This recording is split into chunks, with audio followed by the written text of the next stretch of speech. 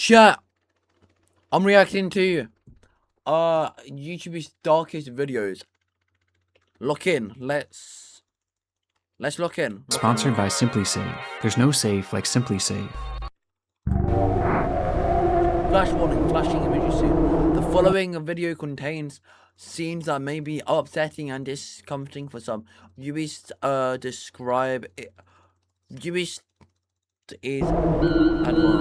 Ladies and gentlemen, we're now arriving at our Wasco station top. On the morning of March 22nd, 2024, the Kern County Sheriff's Office was flooded with calls about an incident that had taken place near the Wasco Amtrak station in Wasco, California. The incident involved a pedestrian who was reportedly walking dangerously close to an active train track before being struck by an oncoming locomotive, a situation that authorities knew was likely unsurvivable. Police arrived at the scene shortly after 8 a.m. and were met with the bloody aftermath of the accident, as they found 48-year-old Horacio Ayala Penosa deceased on the tracks, with the force of the impact being so strong that his body was torn apart and scattered all throughout the area. At first, it was believed to have been a clear-cut suicide, but after interviewing some of the witnesses, police learned that the man had never stepped in front of the train, and rather, he had actually been sucked underneath as a result of walking too closely, painting a clearer picture that this was all a tragic accident. But as police were conducting these interviews, one strange detail kept coming up, as apparently, Horacio wasn't the only one on the tracks around the time of the incident, with there allegedly having been one other man standing nearby, a man who took off shortly after Horacio had been killed. And strangely, witnesses believe they saw the man reach down and pick something up before leaving. For the officers on the scene, finding this man became the next obvious order of business, but by this point, he had already found himself a few blocks away, where he was spotted by a group of construction workers. The group watched as the man walked towards them, appearing to hold some sort of large item in one of his hands, the same item that had been taken from the train tracks. And the closer he got, the clearer it became what exactly this thing was. What do you think it is? It was a human leg. No, right, this video better not fucking show a human leg. This following video was recorded by one of the construction workers at the scene. Alright, Ben, let's see the construction workers video.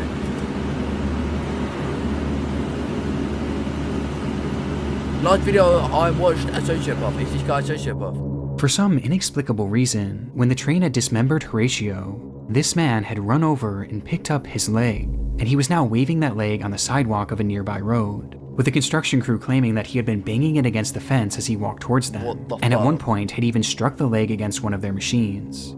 Upon the realization, a wave of fear washed over the group, as they were unsure what this man had done to get this leg, or what he would do next, though that was something that even the wildest of imaginations could have never predicted.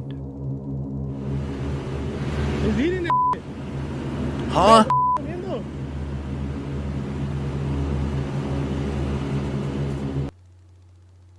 Chat.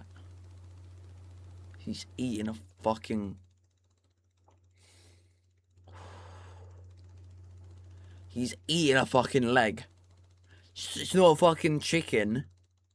As the It's not a fucking chicken drumstick or whatever the fuck it's called. man looked down at the leg and began eating it, as the workers watched on in horror. Officers arrived on the scene immediately after this, and when they asked the man what he was doing with the leg, he explained that it belonged to him, and that he was taking it to a nearby hospital to have it reattached. But it was obvious to everyone there that this man wasn't missing any of his legs, with the officers having to go as far as to prove it to him by making him roll up the sleeves of his pants and touch both of his legs.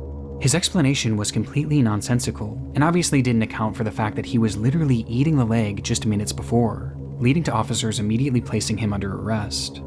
It's not KFC. His name was Rosendo Tejas, a 27-year-old man who had been experiencing homelessness and had been living on a street near the train tracks, with police determining that he did in fact have nothing to do with the actual death of Horacio. He just so happened to be near the tracks at the time, where he would first witness the accident, and then, for some unknown reason, take Horacio's leg and start eating it. It appears as though this was the result of a combination of both drugs and alcohol, as he was found carrying narcotics when he was taken into custody, and he had just been captured by security cameras purchasing alcohol at a nearby liquor store just hours before the incident. But what's so interesting about this footage is just how normal Rosendo seems. In fact, the people working there knew him quite well, as he stopped in almost daily, where he was described as being polite and ordinary, including on the day of that incident. In fact, it said that at first the shop owners didn't believe that Rosendo could have possibly done this, but it seems that whatever substances he had taken that day had changed him. Rosendo Tejas was charged with 2 counts of removal of human remains and 1 count of destroying or concealing evidence, as well as resisting a police officer, and was sentenced to 1 year in prison after pleading no contest, bringing this absurd case to an end. However, his unsettling behavior will forever live on in one of YouTube's darkest videos. Fun of Halloween should not include mischief.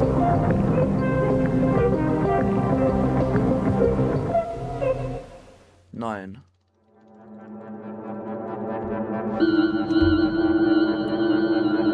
Chapter 2 watched. It was just past 10 p.m.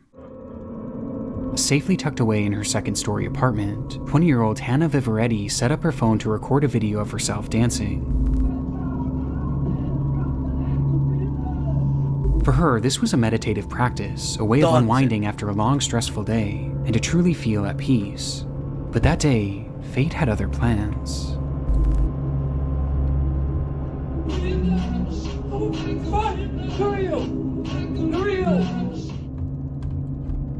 As Hannah was dancing, something off camera caused her to stop dead in her tracks and yell, "Who are you?" It was a man whom Hannah had never seen before, standing in the doorway of her balcony, which again was on the 2nd floor, meaning that man had climbed up, cracked open the door, and was now standing in her home staring at her, quietly muttering nonsensically with a big grin on his face. Who are you? Who are you? Please get off. Hannah stopped the music and again asked, "Who are you?" To which the man responded by saying, "Please get out." No, please get out. Are you sure? Yes. But her demeanor and the panic in her voice made it all too clear that this was far from the case. Who are you? You guys wanted a friend. Please get out of my apartment right now. She started to make her way over to her phone and then towards the front door. All the while, the man kept calmly insisting that they be friends. But Hannah I feel sorry for the man. All he wanted was a friend. Was having none of it. Please get out of my apartment right now. Opening her front door and in the process, Get out. Why is she so calm? Get out. Pointing the camera directly at the intruder, giving us our first and only glimpse of Why the the man fuck is she so as he's calm? standing still in the balcony doorway. And with her front door now open, she yelled at him to get out, loud enough for the neighbors to hear. Real. Get out. I don't even know who the fuck Adam Smith is. Which finally caused the man to retreat.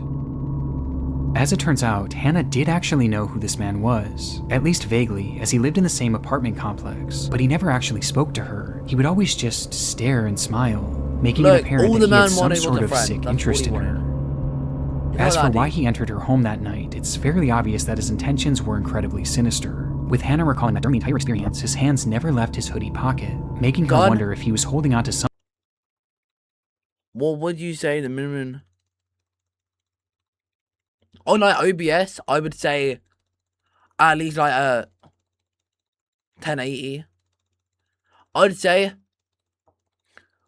at least earn a Ryzen 7 or an i7. So if you have like go with AMD, a Ryzen 7 5400 is budget friendly. That's you get good FPS in game, and that is capable of running OBS as well.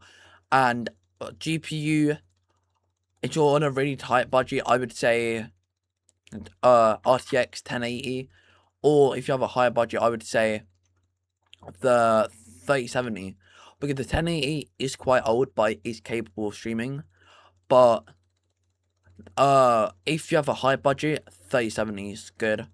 But then if you have like, I don't know, like anywhere between 5 to 1k to spend, I would get like a 50 series. But all you really need is 16 gigs RAM, and a Ryzen 7. Should I just get a mid or OS PC then upgrade it because budget ain't high? Me personally, I got a mid-range PC then I upgraded it. So if I were you, at least if it can run OBS and stream, then yeah, then just get a mid PC. And then when you, how much was yours? Mine was 750 for a Intel. It was an i7 1700K with 16 gigs of RAM and a 3070, and it came with 1 terabyte to storage. And then I upgraded that to an i9 11900K with a 5070. Then I upgraded the RAM to 46 gigs.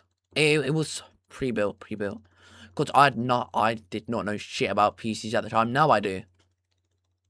Yeah, the only reason it's so much now is because of the RAM, because of like AI, and they've made RAM just dedicated for AI, so it's so much more expensive now because of AI, and the shortages, and also because obviously because of the war going on between USA and Iran.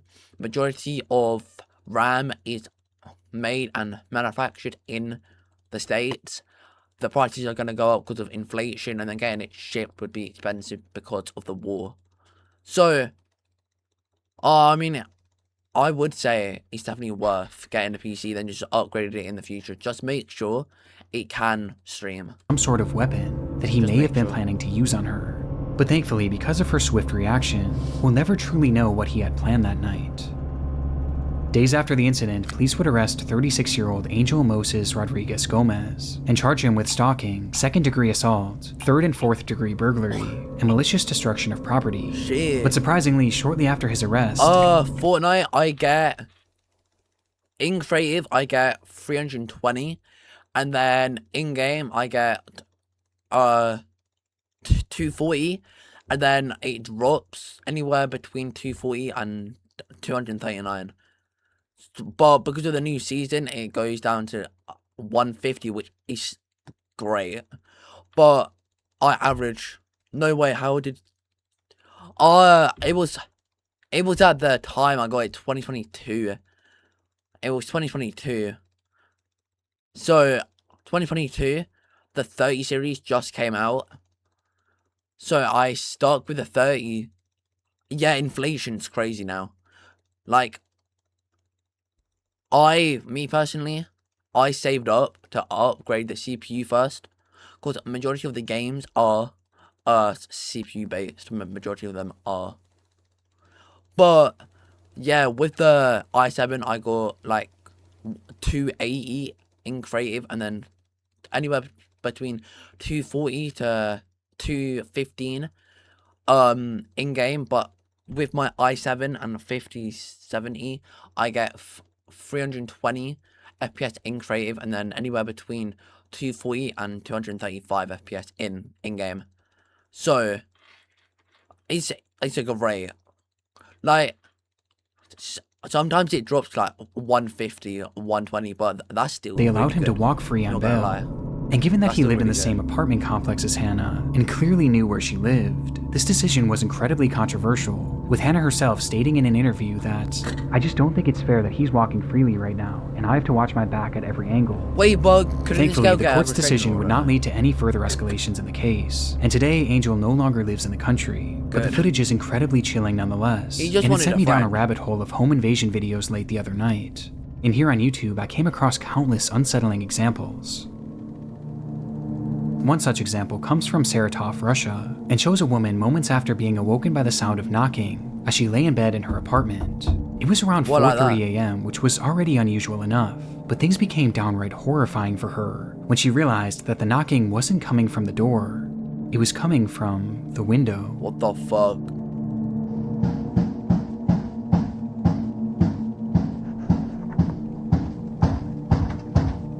What the fuck? Outside of her window was a man banging Chat. What the fuck? I'm scared. his head against the glass over and over again. And equally as disturbing, this woman's unit wasn't on the first floor. She was 2 stories up, and she didn't have a balcony. What the fuck? Across the street, a neighbor filmed the incident as it happened, showing us that the man was standing on one of the building's gas pipes while he continued to strike the window. Eventually, these hits grew so forceful that the glass started to break, and his head began bleeding profusely, finally leading to the man stopping, but not in the pursuit of entering the home.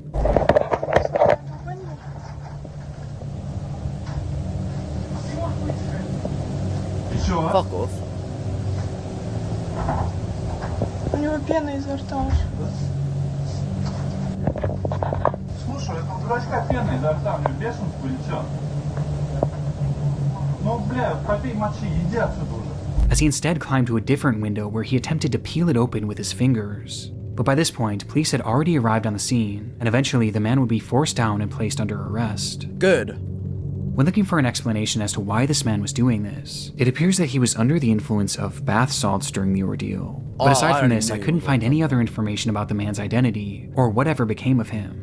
But I was able to find that this clip doesn't tell the entire story, as the woman behind the camera actually spoke to a local reporter and provided additional context to the ordeal, which only made the story more terrifying. At first, he knocked with his hands. Then he began to peck at me at the window with his head for an hour and a half without stopping. After that, he started shouting my name to the whole yard. He was foaming at the mouth. His whole face was covered in blood. Good. And he shouted that he wanted to talk to me, and he needed me. With the most terrifying part of the statement being that she had no idea who this man was, or how he could have even known her name. The idea of both of these intruder videos featuring people whom the victims had never even spoken to makes them especially unsettling, as it shows that you really never know who's watching and who. This is probably one of my biggest fears about living alone. Is an intruder or some crackhead bashing his head on my window. That's been one of my biggest fears. Might be obsessing over you. But incidents like this can be equally as chilling when the intruder is someone that you do know. Mohammed Amana was a 26-year-old man living in Orafur, Sweden, and had been dating a woman named Maria. But after several run-ins with the law, Mohammed's lifestyle just became too much for her, and she eventually decided to end the relationship. This caused Mohammed to become enraged, an emotion that was only further heightened when he discovered that she was staying with a male friend of theirs. And on the 25th of May, he would show up at his doorstep and ask to speak to Maria. Inside, the male friend and Maria both refused to let him in and told him to leave, and for a moment he did, though only temporarily, as he would return minutes later, this time armed with a ladder. And noticing what he was trying to do, the homeowner began recording on his cell phone. En stege. Okay. Vad gör du, Mohammed? Vad gör du? The man behind the camera asks, "What are you doing? Are you going to fight me?" To which Mohammed said no, he just wanted to speak to Maria. Right, legally, couldn't they push him off the ladder? Self-defense. As he said this, his demeanor was unsettlingly calm as he continues making his way up the ladder. Mohammed, du kommer inte upp här. Du kommer inte in I mitt hem. Du kommer inte in I mitt hem, Mohammed. With his demeanor being so calm that the cameraman couldn't tell if Mohammed was a threat or not, though it wouldn't take long for him to get his answer. Du kommer inte in I mitt hem. Därför han högg mig med en kniv. Han högg mig med en kniv. In an instant, Mohammed struck the cameraman, causing him to retreat into his room, I thought the closing the cameraman sliding was glass door invincible. just in time for Mohammed to step on the balcony and brandish a large kitchen knife. Shit. En stor köttkniv. Såg ni det? Du, han krossar glaset med en sten. Shit. Still dazed by the attack, Get the man another- holding get the camera another retreated fight. even further No, fuck, into get the another knife house, and while have a sword Maria fight. had already run into the bathroom and locked the door behind her, a door that Mohammed would quickly rush over to. Mohammed. Släpp in mig på dassen, han kommer in. Han kommer in, Maria. Mohammed, hugg du. Mohammed. Mohammed, du högg mig redan. And desperately tried to open, even trying to use his knife to turn the lock, as that lock was the Dumbass, only that thing ain't gonna standing in the work, way of what he was dickhead. there to do. What exactly that was is unknown, as police would manage to arrive on the scene within minutes of this footage being taken, I would where they move. would arrest Mohammed That was before me, he I was would able to move. get to Maria. But it's clear based on the fact that he had a weapon on him and his desperate attempt to breach the house that he didn't just want to have a conversation. In the end, the man filming was left with only minor cuts. Mohammed was sentenced to 2 years in prison as well as Good. a 10-year ban from the country of Sweden, leaving us with 3 haunting videos of 3 disturbed intruders, whose true intentions will thankfully never be known. It's the spookiest time of the year, a time when the consumption of horror movies and dark YouTube videos reaches its peak. But while fun in the moment, the true terror of consuming this content often occurs long after the credits roll, when you close your eyes to go to sleep, only to feel the sickening feeling of paranoia, every creak in your home sending a jolt of panic throughout your body, making you wonder if someone I'm built or different. I know something nothing is to me. inside your house. I was just like you once. Consuming creepy content is my livelihood, and as a result, I've spent countless sleepless nights feeling uneasy within my own home, never quite feeling safe and secure. always wondering if something was lurking around me, until I realized that the reason I didn't feel secure was because I wasn't. The only thing standing between me and the outside world was a simple lock, and I knew it was time for a change. With that change finally coming, I have a PS5, so I could just get a mic. Wait, I just realized I had a... Fuck! I just realized I have a PS5, so I'm just gonna get a mid PC. Then, if I ever want to play games, yeah, no, true. I'm so retarded. I can't read. Deadass. I can read, but like I can't. Like, oh, I think I got dropped in the head. I'm not gonna lie. With this video sponsor, SimpliSafe.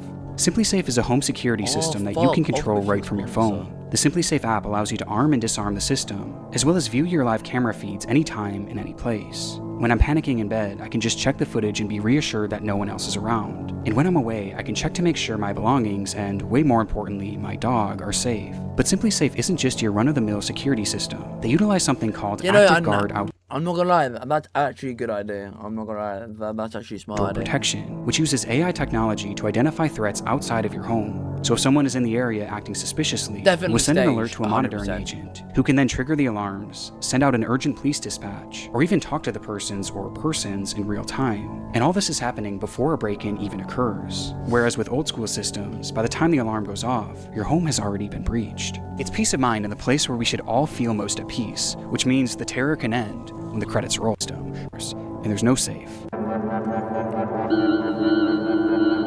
Video blog, the story of Noah. Alright, bet.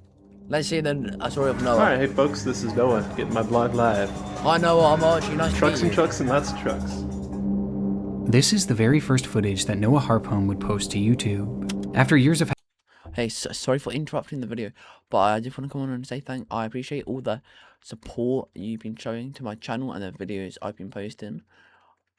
There will be more videos coming out soon, so don't worry. But anyway, let's get back to the video. Vlog number 1, and introducing himself to the platform with a simple "Hello world" in the description. No, but I did want to dissect just the beginning of a sermon given by a Pastor Bill, a guy that my dad has been following, taking ideas from for 10 years at least.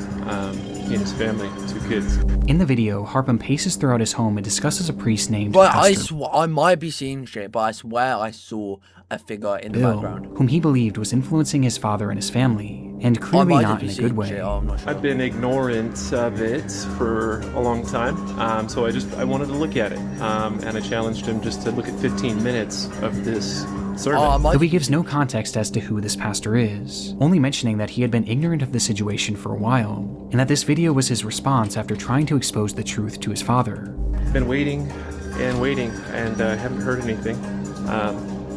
So I was going to just post my reply, and I guess that's how I'll start my blog. Again, what this truth is unclear, as the lack of information makes this video a confusing watch, and ultimately it tells us very little about who Noah was, let alone the other people he was discussing. Yeah. But he did end the clip by making it clear that this was only the beginning of what would be a reoccurring vlog series that would showcase just him, his thoughts, and his camera.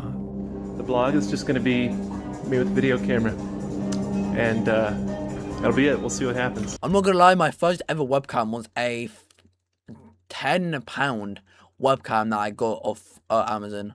It was good, but it was like, it was so delayed. It was, if I compare my old one to my new one, the camera quality is not as good, but it is still a good webcam. It has a built-in ring light, which is pretty handy, I'm not gonna lie. But before those uploads would come, Noah had pinned a website in his description that directed users to a blog post written by him that same day, titled, "Is my dad in a cult? Even worse, is it satanic?" Oh shit. Throughout the writing, Harpham loosely provides additional context for his video, as he breaks down a sermon given by Pastor Bill, who is shown to be Bill Johnson, a well-known preacher from the Bethel Church in Redding, California, who had garnered a large following online. And despite the sermon being over an hour long, Harpham goes through it point by point, critiquing everything that he said. And the more he typed, the more angry he got. And the more angry he got, the more nonsensical his words became. I'm attempting to present a case that shows the leader of this prestigious institution, along with a select group of What the fuck rulers, is the are using mind institution? control techniques to poison and confuse legions of useful idiots that slave away to keep the institution humming along, and that this man, Pastor Bill Johnson, and his ruling caste are using mind control to keep people imbalanced and ignorant, in a state of perpetual waiting for the material world to be defied, while they themselves are profiting immensely in this material world. The blog gives us a peek behind the curtain of the man shown in this video, a man who seems to be clearly mentally unwell, paranoid, and very angry, with the post making it clear that the purpose of Noah's content was to bring this pastor down, and video blog number 1 was supposed to be just the start. However, there would never be a video blog number 2, What? as just 2 days after posting this video, Noah's life would take a drastic turn. No. Did he get a captive? Colorado Springs 911, what's the exact location of your emergency? It's at, Repeat that one more time for me and make sure I had it correct. well, it's across the street from me. I'm calling from my address. Tell me exactly what happened.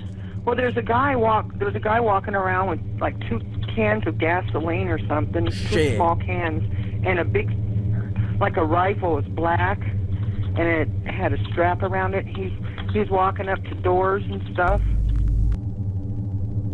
At 8:35 a.m. Wait, is he gonna put gasoline on the ground and then shoot it on and Halloween make morning, fire? a woman named Naomi Shit. Bettis called 911 after witnessing a suspicious man walking around her neighborhood in Colorado Springs, as she watched him carrying several cans of gas, as well as an AR-15 that was hung over his shoulder. Oh, that's a nice gun. She didn't know it at the time, but this man was her neighbor, Noah Harpham. What? And then I seen that he walked into the building, and the glass window at that business is broke. And that's a business? What's the name of the business? I have no idea, but I just know it's, I don't know if it's a fake gun, BB gun, but it looks pretty scary. As the call progresses, Naomi explains that she had watched him enter a nearby business, where one of the windows appeared to have been broken. She wasn't sure if anything illegal had happened at this point, but she was convinced that Noah was up to something sinister, which based on what he had in his possession seemed to be the only logical conclusion. However, this concern wasn't felt by everyone. Okay. And you said it looked like a long gun, correct? Like a rifle? Yes, Well, it is an open carry state, so he can have a weapon with him or walking around with it. But of course, having those gas cans, it does seem pretty suspicious, so we're going to keep the call going for that. Okay, and the window's broken to that business downstairs, so. Right. And you said he's now upstairs, correct? Yes. And are you or anyone else in immediate danger? No. Okay. As the Whoa, and you don't even know if you're in immediate danger. The operator seemingly brushed aside the incident, stating that she was only keeping the call going because the gas cans could be suspicious. However, even with that, the report still wasn't taken seriously, as the dispatcher hung up on her shortly after, before dispatching one single officer to the scene, an officer that never even made it there, as just moments later he was called off and sent to what was deemed to be a more pressing scene at the local senior center.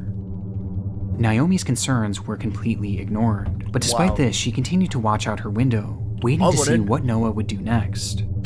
4 minutes Fuck Noah, I would go back in bed and watch some Netflix. after her call with police ended, and 10 minutes after first reporting Noah's behavior, Naomi would dial 911 once again, only this time, her demeanor was far different. I just called a few minutes ago, and the guy came back out, and he fired a gun at somebody, and he's laying on the street dead. Shit. Oh my God. You sent an ambulance too. Naomi's worst fears had come true, as she frantically told dispatch that the man carrying the gun had just shot and killed someone outside of her home. Oh my God. Okay, calm down, okay? Stay with me. I'm just putting that into the call. Is anyone in immediate danger? No, that I can see or think. No. In response, the operator bizarrely asks if anyone else is in danger, but Naomi, likely in a state of shock, answers no, before immediately realizing that Noah was heading in the direction of Platt Avenue, which was known to be a busier neighborhood. Maybe on Platt Avenue there might be people in danger. Naomi, I need the suspect's description. Do you know his name? No, I don't. Okay, is he white, black, Hispanic, He's Asian? white, and he's got long curly hair coming out of his cap. She desperately tried to relay that more people were likely in harm's way, only to be immediately proven right just seconds later. I think, yeah, there's people outside that might be in danger up on Platt. Okay. Oh, I just heard another gun fire. Oh my God. When she hears more gunshots, prompting the operator to once again ask, Yeah, they need to call an ambulance or something right away. Okay. Is anyone in immediate danger? What do you think? If there's gunshots, do you think someone's in immediate danger? If she just confirmed that this Adam, white, short, curly hair fella just popped 2 people, do you think anyone's in a fucking immediate danger? Use your own brain and be like, this guy killed 2 people. I wonder if anyone else is in immediate danger. Probably. Like, don't ask the fucking same question. Only people up on Platte, maybe. All right, I am sending the paramedics to help you now. Stay on the line and I'll tell you exactly what to do next, okay? Okay. It was only then that the operator would tell Naomi that police and medical personnel were finally being dispatched to the scene. But by this point, it was far too late. In the moments after Naomi had made her first 911 call, Noah Harpham would first attempt to light his house on fire using the 2 cans of gasoline. Though this, however, failed and caused him to quickly shift his focus. Noah instead stepped outside and brandished his rifle, immediately pointing it directly at Andrew Mayers, who had been riding his bike in the Am I supposed to know who Andrew Mayers is? And after seeing the gun, the man stopped and begged him not to shoot, to which Noah responded by pulling the trigger multiple times, killing him instantly. With Andrew Myers being the man that Naomi had seen laying dead on the street. Michael Myers, question mark? From there, Noah began walking up the street where he would eventually see 2 women sitting on the porch of a sobriety center, where local women went to get help with their drug and alcohol addictions. And upon noticing them, he immediately started shooting, striking and killing both Christina Galella and Jennifer Vasquez. What? Noah walked for over a mile after this before the police finally caught up with him. And when they called out for him to stop walking, Noah turned and immediately opened fire, leading to a massive shootout. This is some shit out of GTA.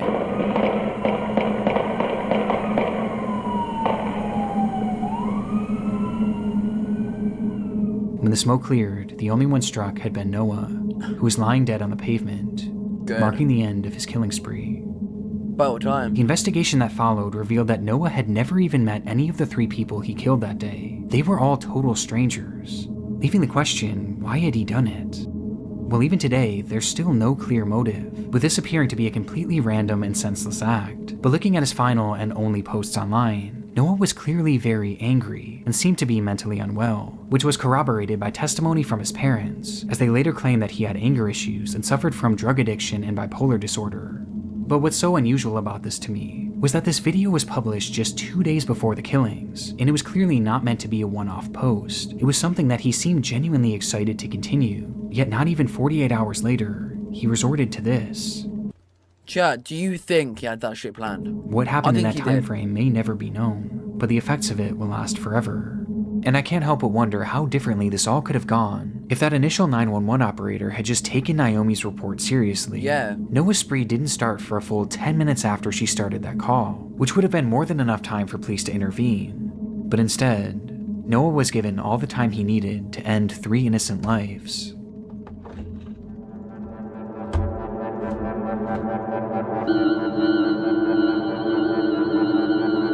Fuck. Chapter 4, or I bet. It wasn't an attraction. This is a 5 for the video, faint chat. heart. I'm enjoying this. Standing over 13. I've been on one of these and I got stuck in the middle. Fucking scary shit ever. It swings in the wind like 1,500 feet above the ground. The Diogar ropeway was built to take tourists up and down the Tricart Mountain. Wait, is that the mountain from GTA, no?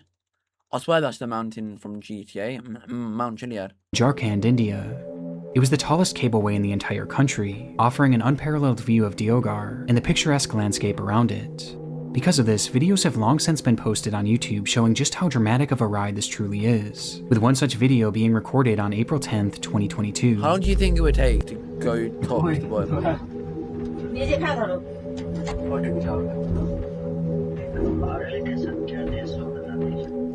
That day, a woman and her family had been filming their adventure to the Tricart Mountain, and were now filming a first-person view of the descent back down. Doesn't look too bad. Shit, it doesn't sound good. It wasn't the kind of place for anyone with a fear of heights, and the loud sounds of the car passing the support towers only added to the anxiety of the trip. Shit. But the group filming this all remained relatively calm, quietly conversing to themselves. Well, yeah, it's probably not their first time. Seemingly unfazed by the spectacular height. Yeah, I feel like he's about to fall. Even enjoying it. A feeling that wouldn't last. about to fall. Dead eye's about to fall. I think.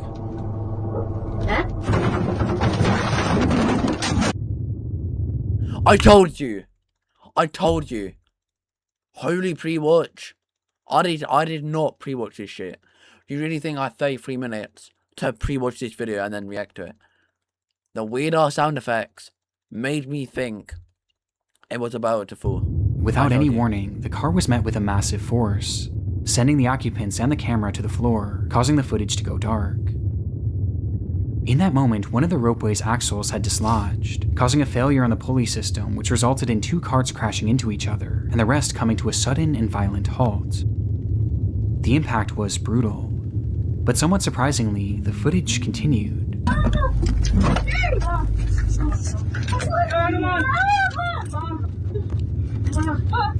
Oh, and they're still alive somehow.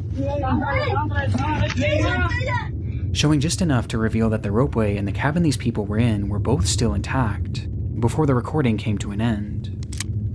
This group had survived the impact, but the nightmare was far from over. News of the collision quickly spread throughout the region, leading to the scene being flooded with rescuers and news crews alike, with everyone trying to figure out what exactly was happening, and the initial prognosis was grim. In the impact, 1 man in a separate car had been killed, and many others were left injured. And making matters worse, due to the broken axle, the ropeway was now no longer operational, meaning that the 70+ people spread throughout the various cars were now stuck.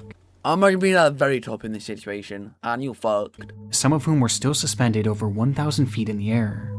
It was going to be an incredibly difficult rescue operation, just given the height of the ropeway alone. And ultimately, it was determined that the Indian Air Force would utilize their special top-of-the-line helicopters to fly over the cars and lower down ropes with harnesses attached to them for survivors, who then would strap themselves in and be hoisted up to the helicopter above using an electronic winch.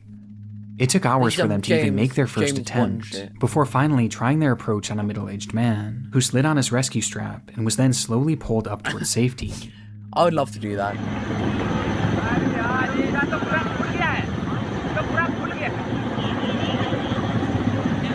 And that shit looks so fun.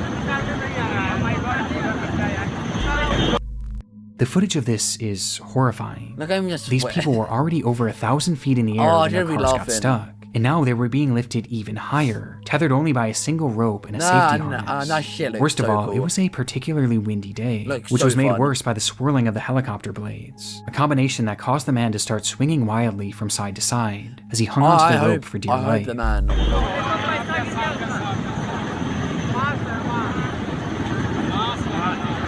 Shit.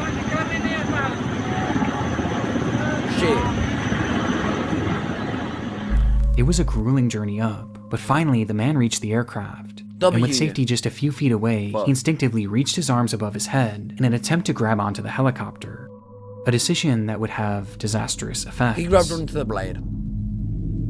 As he did so, his harness slid upwards and was pulled over his shoulders, and then over his arms, before eventually landing in his hands, meaning the only thing left holding him up was his own grip, as he clung to the now useless harness.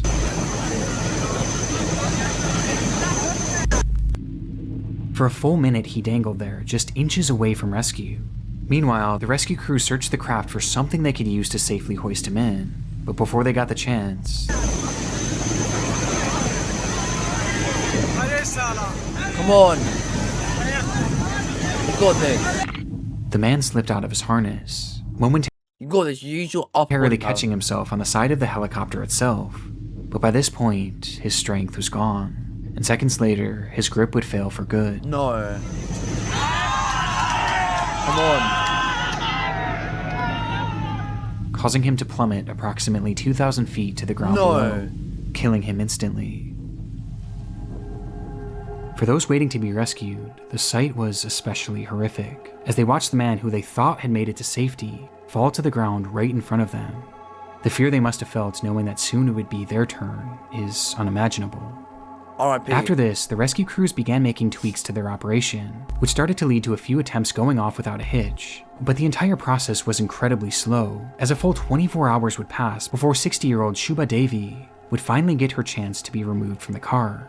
And as she started her ascent up to the helicopter, The wind also caused her to start swinging wildly, so wildly in fact, that the winch used to lift her suddenly stopped working, leaving her hanging there, only moving side to side rather than up towards safety. As she hung there, rescuers on the helicopter frantically tried to figure out what the problem with the winch was. But before they could ever get their answer, the rope suddenly snapped, causing her to free fall to the ground below. It came without any sort of warning, and from what I can find online, there isn't a definitive answer as to how this happened. But either way, it resulted in Shuba's tragic death.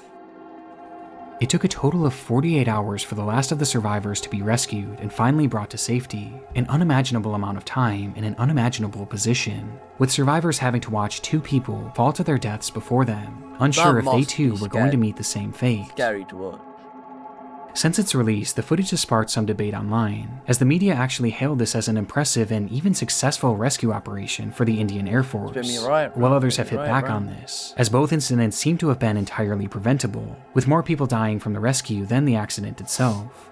Though ultimately there were no repercussions for the rescue crew, with the only punishments being dished out to the operating company DRIL, which was accused of not properly maintaining the ropeway and not following proper safety protocols. It was even alleged that when the initial crash happened, the people operating the ropeway at the time actually fled the scene and never even called authorities, but I'm not sure if this was ever actually proven.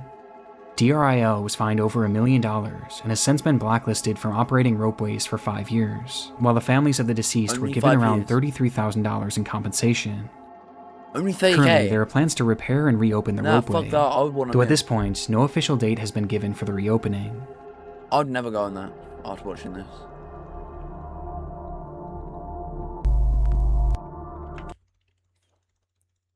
Fire fucking video, chat. Fire video. I actually enjoyed that video, other than the 2 people died. Other than that, it was a go ass video. If you enjoyed that video, please make sure to like, subscribe, and turn on notifications for more fire videos. Other than that, have an amazing rest of your day.